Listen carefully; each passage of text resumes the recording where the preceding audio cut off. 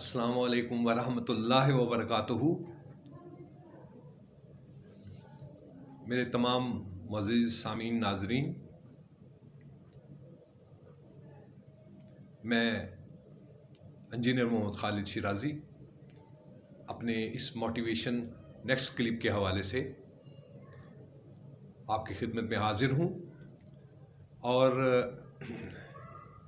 मैंने पिछले अपने क्लिप्स में बच्चों से काउंसलिंग, उनके फ्यूचर के हिसाब से, उनकी एजुकेशन के हवाले से आप लोगों से शेयर किया था। इस क्लिप में मैं आपको पिछले मौजू के हवाले से मज़ीद आगे आपके साथ अपनी नॉलेज को शेयर करना चाह रहा था। तो इस हवाले से इस क्लिप को मैं उसी सिलसिले में, यानी गुज़िश्ता से पेवस्ता और मौजूदा के साथ इस सिलसिले को आगे बढ़ा रहा हूँ। ये मैंने क्यों कहा कि बच्चों से काउंसलिंग करें फ्यूचर के हवाले से, और साथ अपने मुल्क के हवाले से आप उस तरफ बच्चे की रहनुमाई करें कि जिसमें उसका फ्यूचर भी सेफ हो और वो प्रोडक्टिव वे से अपना किरदार इस मुल्क के हवाले से, अपनी सोसाइटी के हवाले से और अपने फ्यूचर के हवाले से उसको एक तहफ़्फ़ुज़ के साथ अपनी खिदमत अंजाम देने का मौका मिले। मैं पहले तो अपना ज़िक्र करता हूँ, जिसकी वजह से मुझे ये तजर्बात हासिल हुए। जब मैं इंजीनियरिंग के सिलसिले में, ये 80s की मैं बात कर रहा हूँ आपके साथ, कि जब मैं इंजीनियरिंग के हवाले से फ़र्दर अपने फ्यूचर के हवाले से सोच रहा था कि मैं फ़र्दर अपनी इंजीनियरिंग के हवाले से तालीम को कैसे जारी रखूँ, तो मेरे एक सीनियर ऑफिसर थे और मेरे रहनुमा भी वही साबित हुए। अल्लाह ताला उनके दर्जात बुलंद फरमाए। वो इस वक्त तो दुनिया से रुखसत हो चुके हैं, और उनका ताल्लुक़ गुजरात से था और उन्होंने अमेरिका से PhD की थी। तो उनसे जब मैंने बात की तो उस दौर के हिसाब से आप अंदाज़ा लगाएं कि एडमिशन के हवाले से बैरून मुल्क इतनी पाबंदियाँ या इतने लंबे चौड़े या पेचीदा किस्म के प्रोसेस नहीं थे। तो ब्रिस्टल में हमारी एक यूनिवर्सिटी थी, मैंने उनको जब ख़त लिखा तो उनके मुझे ब्रोशर आए इंडस्ट्रियल इंजीनियरिंग के हवाले से। गो कि मैंने इलेक्ट्रिकल में इंजीनियरिंग की है, तो मैंने अपने उन सीनियर, उनका नाम डॉक्टर बहादुर खान साहब था, उनसे मशवरा किया। तो उन्होंने मुझे मशवरा दिया, नहीं, बेहतर ये होगा कि आप पाकिस्तान में अपनी तालीम जारी रखें, वापस जब आएंगे तो यहाँ आपका एडजस्ट होना बहुत मुश्किल होगा। उन्होंने मेरी ये रहनुमाई की और मैंने पाकिस्तान से ही इंजीनियरिंग की, और इंजीनियरिंग करने के बाद पाकिस्तान में ही मेरी पहले मैंने टीचिंग के अंदर 86 में मैंने इंजीनियरिंग की नवंबर में, और टीचिंग को एज ए प्रोफेशन मैंने ज्वाइन किया। तो मैंने महसूस किया कि यहाँ इतना मेरे लिए फ्यूचर नहीं है कि जहाँ जो मैं अपनी सलाहियत को इस्तेमाल कर सकूँ और अपनी सोसाइटी को फ़ायदा दे सकूँ। लेकिन इसके साथ साथ थोड़ा सा मैं आपके साथ अपनी इंजीनियरिंग के दौरान में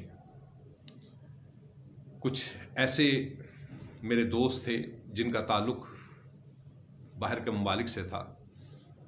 तो उन्होंने कहा कि आप हमारे लिए मेरे मुल्क में आ जाएं, वहाँ इंजीनियर की बहुत स्कोप है।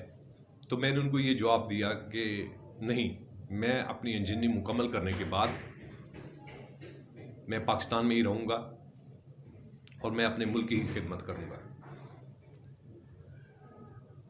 बहरकैफ उससे मैंने ये कहा कि अगर मैं लेट से बाहर भी चला जाता हूँ तो मैं अपने मुल्क को, अपने दोस्तों को, अपने वालिदैन की क्या खिदमत करूँगा या अपनी सोसाइटी की क्या खिदमत करूँगा, इस मुल्क की क्या खिदमत करूँगा। मैं अगर बाहर चला जाता हूँ तो मैं एक पैसे कमाने वाली मशीन बन जाऊँगा और सिर्फ महीने के महीने मैं अपने घर में चेक भेजता रहूँगा। बस सिर्फ मेरी यही कंट्रीब्यूशन होगी। ना मैं अपने वालिदैन की खिदमत कर सकूँगा, ना मैं अपने मुल्क या आवाम की खिदमत कर सकूँगा। मेरा कभी अगर मुल्क में आना भी हुआ तो मेरा फैमिली के साथ जो लिंक है या अपने दोस्तों के साथ या सोसाइटी के साथ जो लिंक है उसमें फासले पैदा हो जाएंगे और मैं एक मेहमान के तौर पर आऊँगा, महीना गुजार कर फिर चला जाऊँगा। तो मैं कोई अपने मुल्क के लिए कोई प्रॉपर या अपने वालिदैन की कोई प्रॉपर खिदमत नहीं कर सकूँगा। इस हवाले से मैंने ये जो पिछला क्लिप दिया कि बच्चों को अपने मुल्क के अंदर ही रहने के लिए, सर्वाइवल के लिए स्पेस मिलना चाहिए। बहरकैफ हमने इंजीनियरिंग की, उस वक्त भी मैं ये नहीं कहता कि जनाब फ़ौरन हमें जॉब मिला, लेकिन बहरकैफ जो आजकल के हालात हैं उस वक्त के हालात लाख दर्जे बेहतर थे। उस वक्त मुल्क के तमाम अदारे अपने मजबूत ढांचे पर खड़े थे, लेकिन इस वक्त तमाम अदारों का स्ट्रक्चर तबाह हो चुका हुआ है और इस वक्त गवर्नमेंट की जॉब करना मेरी नज़र में मुनासिब नहीं है, क्योंकि वहाँ प्रोटेक्शन ही नहीं है, क्योंकि माहौल ही ऐसा क्रिएट हो गया हुआ है। स्वाय कुछ अदारों के अलावा बाकी हमारे मौजूदा जितनी सियासी पार्टी हैं, इनका मुझे कुछ समझ में नहीं आ रहा, अपने मुल्क के असासों को बेचकर प्राइवेटाइजेशन की तरफ जा रहे हैं। हमेशा जब अदारे मजबूत होंगे तो मुल्क भी मजबूत होगा और कौम भी मजबूत होगी। इस हवाले से मैं मुख्तसर सी ये क्लिप इसलिए दे रहा हूँ और इसमें मज़ीद आगे रहनुमाई भी दूंगा। तो मैंने अपने मुल्क में रहकर तालीम हासिल करना और अपने मुल्क के अंदर अपने कैरियर को बिल्डअप करना, वो मेरी पहली तरजीह थी और मैंने उसको अवलियत दी। और अल्हम्दुलिल्लाह मैं इसमें ये कहूँगा कि मैंने सीनियर्स की एडवाइस पर जब अमल किया तो वो बिल्कुल, मैं उसमें ये नहीं कहूँगा कि मुझे कोई पछतावा है, नहीं, कोई पछतावा नहीं, क्योंकि उन्होंने मुझे एक बेसिक चीज़ कही थी कि जब तुम वापस आओगे इस मुल्क में तो तुम यहाँ रह नहीं पाओगे, तुम काम नहीं कर पाओगे। उनकी बात सही थी। इस हवाले से मैंने ये कहा था कि जब आप बच्चों को अपने मुल्क में रखकर तालीम देंगे वो आपके लिए बेहतर होगा। हम अपने बच्चों को बाहर क्यों भेज रहे हैं? इसका मतलब ये हमें अपने अदारों पर एतमाद नहीं है।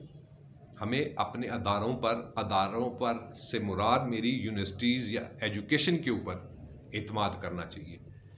लेकिन इस सिलसिले में हमारी मुल्क की जो भी सूरत हाल है, मैं मौजूदा की नहीं बात कर रहा, माजी से लेकर अब तक की जो भी है, हमें इंतहाई मजबूत और देर पा और 50 इयर्स के हवाले से हमारी सोच होनी चाहिए अपनी एजुकेशन पॉलिसीज़ को बनाने के लिए। उसमें आप बच्चों के कैरियर का भी देखें। एजुकेशन में यूनिवर्सिटी तो फैलाते जा रहे हैं, लेकिन उसमें वो भी देखें कि जो आप यूनिवर्सिटीज़ बना रहे हैं, अदारे बना रहे हैं, उसमें किस किस फील्ड के अंदर हमारा मुल्क मोहताज है या उसमें शॉर्टेज है मैन पावर की, as a engineer, as a doctor, as a lawyer, as a तमाम शोबों के हवाले से मैं बात कर रहा हूँ। मैं आखिर में अपने फ्यूचर प्लानिंग के हिसाब से आपसे ये मुखातिब हूँ कि मैं अगले क्लिप में इसको कंटिन्यू करूँगा और आपकी राय का और कमेंट्स का मैं मुंतज़िर रहूँगा। आपका बेहद शुक्रिया। अस्सलाम वालेकुम व रहमतुल्लाहि व बरकातुहू। जनाब